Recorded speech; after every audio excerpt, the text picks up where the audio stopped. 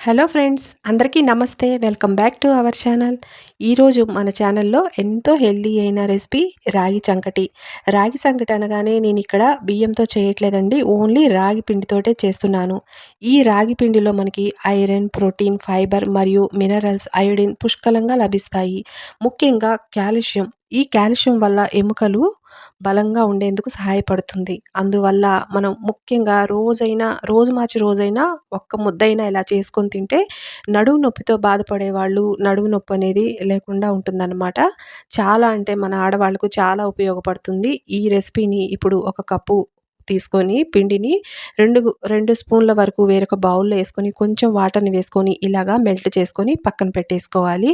ఇప్పుడు స్టవ్ మీద వేరొక ప్యాన్ పెట్టుకొని ఒక గ్లాస్ వాటర్‌ని వేసుకోవాలి. అలాగే ఇంకొంచెం వాటర్‌ని మొత్తం గ్లాసున్నర వాటర్‌ని యాడ్ చేసుకొని, తగినంత సాల్ట్‌ని యాడ్ చేసుకొని, ఒక టీ స్పూన్ నెయ్యి కూడా వేసుకోవాలి. వేసుకొని ఇది మూత పెట్టేసుకొని సిమ్‌లో మనకి ఇలాగ వాటర్ మరిగేంత వరకు మరిగించుకోండి.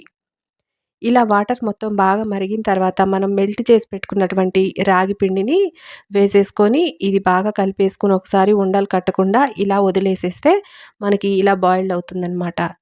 ఇలా బాగా చక్కగా మరిగేటప్పుడు మనం ఇప్పుడు ఈ కప్పు రాగి పిండిని వేసేసుకోవాలి. ఈ రాగి పిండి మొత్తం వేసేసుకొని కదిలించకుండా అలా ఉంచేసామంటే సిమ్‌లో పెట్టేసుకొని ఉడికించుకోవాలి. ఈ రాగి పిండి మొత్తం ఉడికిపోతుంది. ఇలా ఉడికిన తర్వాత గెరిట కానీ ఏదో ఒకటి తీసుకొని ఇలాగ మొత్తం బాగా ఉండలు లేకుండా కలుపుకోవాలి. ఇలా మొత్తం మెల్ట్ అయిపోయి పిండి మొత్తం చక్కగా ఉడికేంత వరకు మనం సిమ్‌లోనే ఉడికించుకోవాలి. తర్వాత ఈ గెరిట తీసేసుకొని ఒక 5 నిమిషాల వరకు సిమ్‌లో మగ్గించుకోవాలనమాట. ఈ ఆవిరి మీద బాగా ఉడికిపోతుంది. ఒక 5 నిమిషాల తర్వాత మనకి ఇలాగ చూస్తే చక్కగా ఇలా ఉండలాగా ఫార్మ్ అయిపోతుంది. ఇప్పుడు ఇది దించేసుకొని బాగా ఒక టీ స్పూన్ వరకు నెయ్యి గానీ, ఆయిల్ కానీ వేసుకోండి. నేనైతే నెయ్యి వేశాను.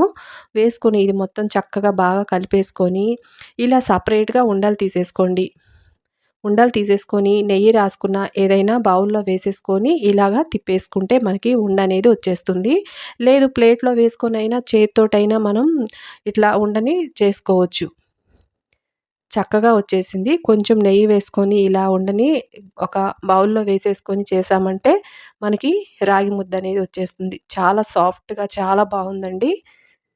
చూసారా చక్కగా ఫైబర్‌తో ఎన్నో విటమిన్స్‌తో నిండిన ఈ రాగి ముద్దని తప్పకుండా ట్రై చేయండి.